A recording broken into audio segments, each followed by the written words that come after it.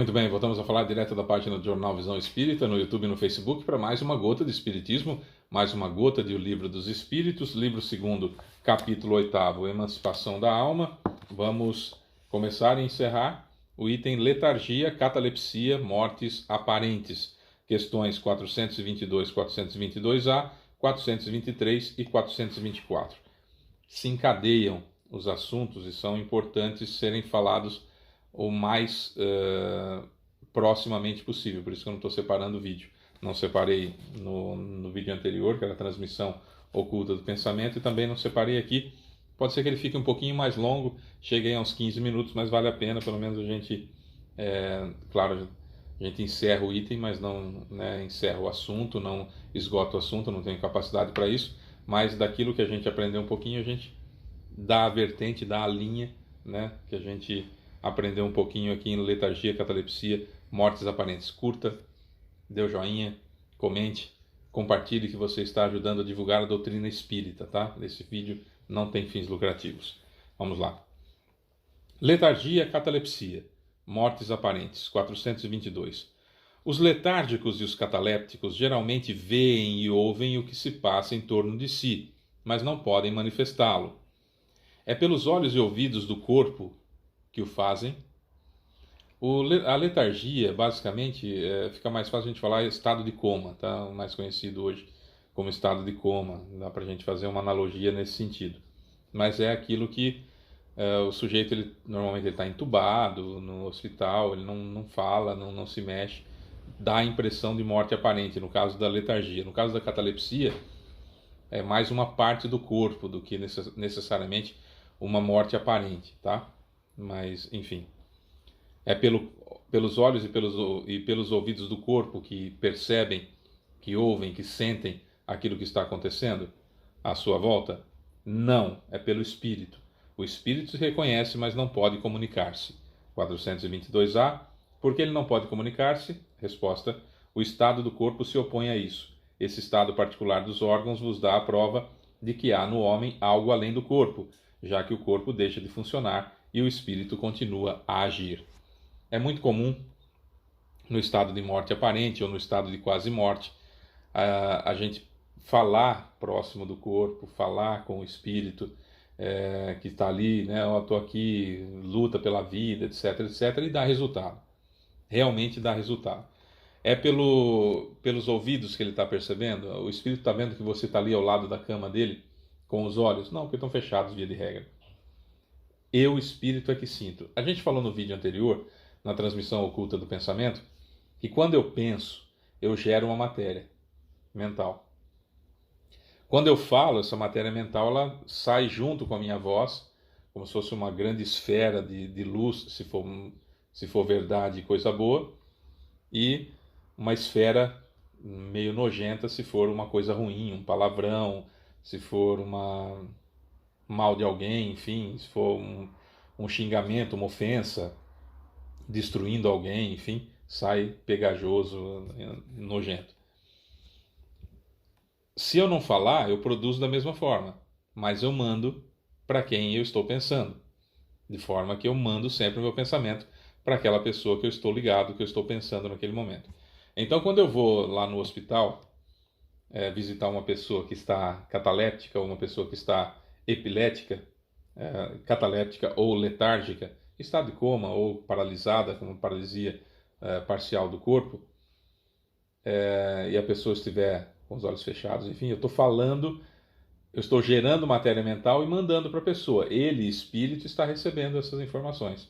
E como continua ligado no corpo, via de regra, ele vai se lembrar quando o corpo acordar daquilo que acontecia ali em volta. Então não é necessariamente pelos ouvidos e pelos olhos que está recebendo as informações, mas está, porque não importa se nós estamos no corpo ou fora dele, quando eu produzo a matéria mental, eu mando para outra pessoa e a outra pessoa sente, recebe e sabe exatamente o que eu estou mandando.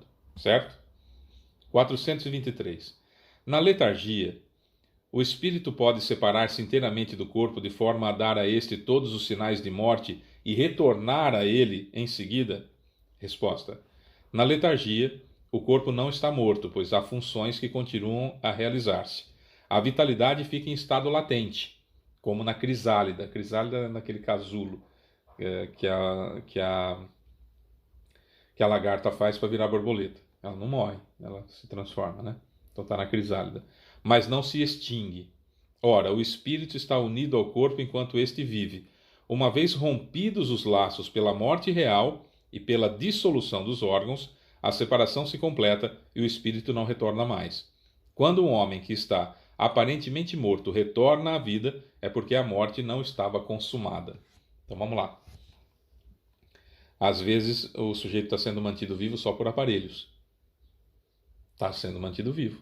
Está fora do corpo, mas não se romperam os laços. No estado de letargia, de morte aparente, você vai até sepultar ele, achando que morreu. Hoje é mais difícil, porque os equipamentos são muito sensíveis e mesmo que o coração está batendo uma vez por minuto, o aparelho vai pegar e vai ver que tem vida lá. Antigamente, não. Antigamente, o sujeito praticamente não respirava. No estado letárgico, praticamente não respira. Respira muito pouquinho, muito suavemente, sem mexer nada no corpo, quase. E o coração bate de vez em quando. Isso significa dizer que muita gente foi enterrada viva, né, porque estava em estado letárgico, e foi sepultada viva. O corpo foi sepultado, o sujeito estava vivo ainda. Estava ligado ao corpo, volta para o corpo e aí morre, por uma questão, né, porque está sepultado. E aconteceu, por exemplo, com Lázaro. Lázaro, portanto, não ressuscitou.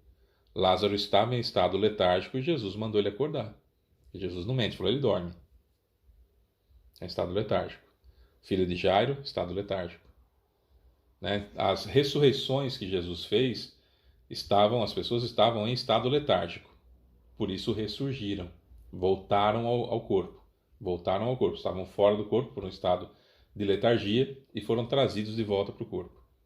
Jesus em nenhum momento falou, está morto e eu trouxe a vida. Não. Ressurgiu. Ou dorme. Não se preocupa, fulano dorme. Aí foi lá e resolveu a questão. Ah, mas o Lázaro, quando abriu a sepultura, veio cheiro de podre. Porque ele foi enterrado onde havia outros despojos lá já. Simples assim.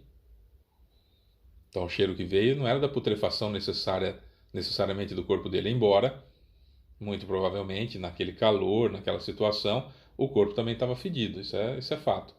Né? Mas não necessariamente por putrefação.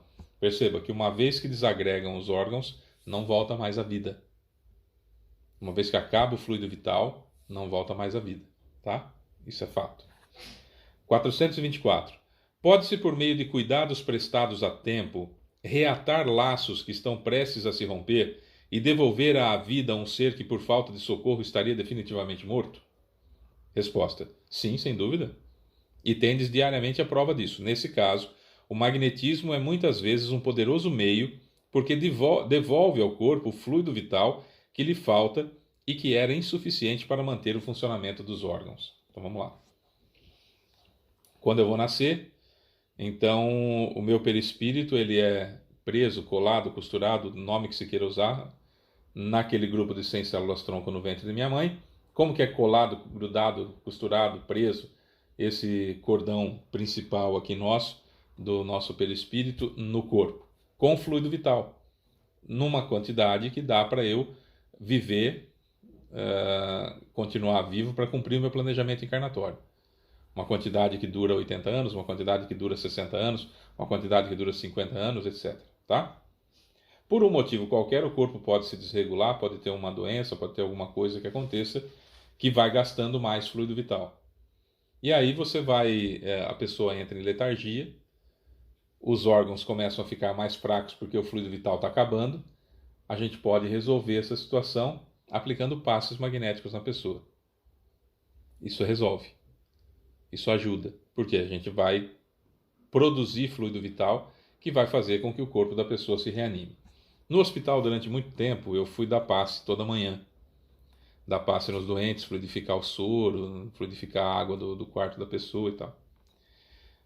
O que acontecia muito? O sujeito estava prestes a desencarnar, não conseguia desencarnar, estava preso ao corpo porque os parentes, inconformados com a possibilidade da morte, ficavam ali fazendo orações, ficavam ali naquela situação desprendendo energia para a pessoa, abastecendo de fluido magnético, de fluido vital, mesmo que involuntariamente, o corpo da pessoa, e ela não conseguia se desligar, não conseguia fazer a passagem.